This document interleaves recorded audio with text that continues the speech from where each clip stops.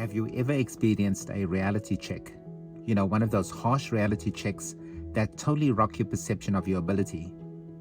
We had just spent the summer racking up some good randonnee miles in the heart of rural Saskatchewan.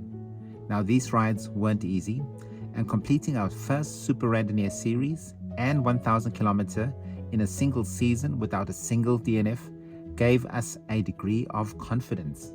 However, we would soon learn that this confidence was very fragile, temporary, and would be sorely tested.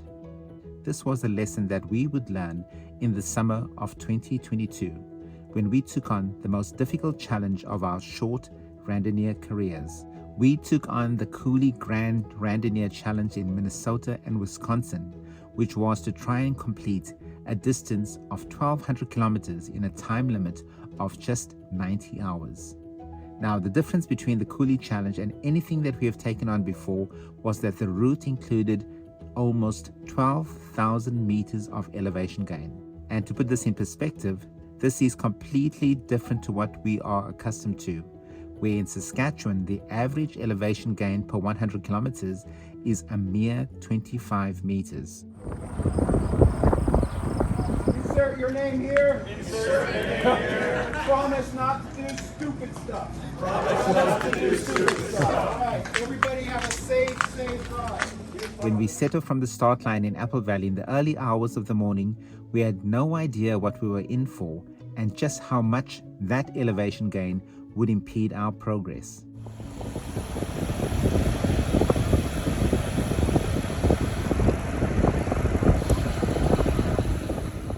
From the very get-go of the ride, the fast riders quickly disappeared into the thick fog and darkness of the early morning, leaving behind a trail of red lights.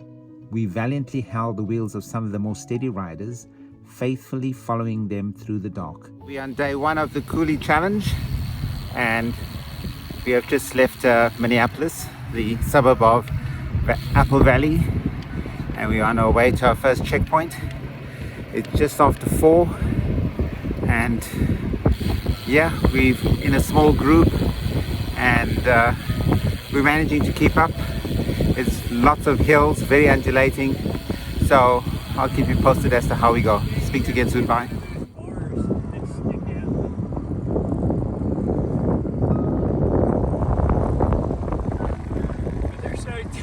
They're so dangerous. So we're coming up to about 120 kilometers of the first day of the Coulee Challenge, and we have about another 20 kilometers to go to the checkpoint number 3, and we're going along this amazingly beautiful lake. It's called Lake Pennon, and along the route these are many historical buildings. They look like all these really, I'll take a photograph of them in just a moment, but really beautiful old buildings. I think most interesting of all these buildings is that there is a building that's a tribute to Laura Ingalls. So Laura Ingalls from the Little House on the Prairie, she actually lived here, and that was a real person, and she actually lived here. And I think her name is Laura Ingalls Wilder, and I'll definitely put a picture of her, at least of her cottage, as well as the little schoolhouse and the tribute that they've established for her. And yeah, just an absolutely beautiful place.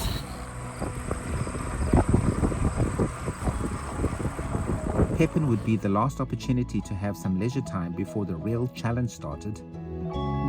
We didn't have long to wait either, as a series of hills with steep and winding roads led us to the picturesque towns of Plum City and Elmswood. These climbs were relentless, with some of the gradients reaching 14%. We soon found our footing, and by this I mean we got off our bicycles and walked. Walking seemed faster than grinding up those hills. So we've got about 15 kilometers to the 264 kilometer checkpoint, and we have about an hour to get there. So even if we go at about 15 k's an hour, we should make it to the next checkpoint. The hills are really slowing us down. We've had quite a few 10% gradients, short, extremely punchy climbs, you know, those like in the guts kind of punches. Yeah, so they've slowed us down a little bit, but we're getting there. Okay, so hopefully I'll talk to you again in about an hour at maximum. We knew that we had at least 1,000 kilometers to go, and if we had any hope of success, we had to save as much energy as we could. It was in these hilly, rural areas of Wisconsin that we lost a lot of time. From being on schedule at 20 kilometers per hour riding pace at the first 2 checkpoints, we ground to a sedentary average pace of just 14 kilometers per hour. We lost at least 3 hours in this short segment, valuable time that we would never make up and which would put us at a disadvantage for the rest of the event. One of the only positives of struggling is that it is seldom that you struggle alone on a Grand Randonnee. At some of the most difficult times along the route, we were fortunate enough to meet other randonneers who were kind enough to share advice and encouragement, which kept us moving forward. We were fortunate enough to regroup with some of these awesome randonneers at the quick trip in the town of Alma. This became a familiar routine, meeting at the various quick trips and then tail the stronger riders as they powered through the coulees and hills. The climbing continued without respite while the sun descended without regard for our anxiety and struggle. As darkness fell, we reached the penultimate checkpoint on the first day in the town of Arcadia at just after 9 p.m. Weary and anxious, we refueled, stuffing bland yellow cheddar cheese and white bread sandwiches into our parched mouths. We had lost our appetite by now, which was a sure sign of physical exhaustion.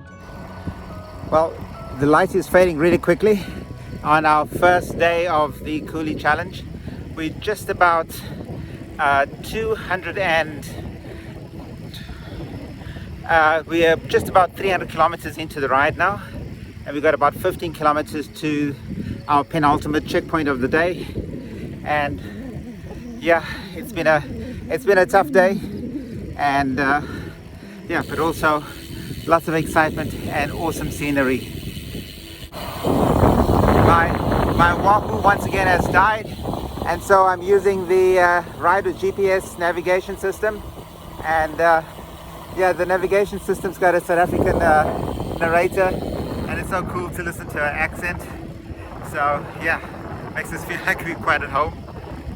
But Jermaine still has hers, so we have some backup, and we've had to change into our warm clothes once again because the temperatures have dropped. At this point, we realized there was no turning back. We knew we had to get to the overnight checkpoint. If we got there, we could sleep and recover. Then we could make a clear-minded decision as to whether we would continue to put our battered bodies through this merciless ordeal or call a cab and go home, back to the flat prairies of Saskatchewan. And so we continued riding and riding into the dark and the unknown. Join us in the next installment of our rude awakening to the realities of attempting the Coulee Grand Randonnee Challenge.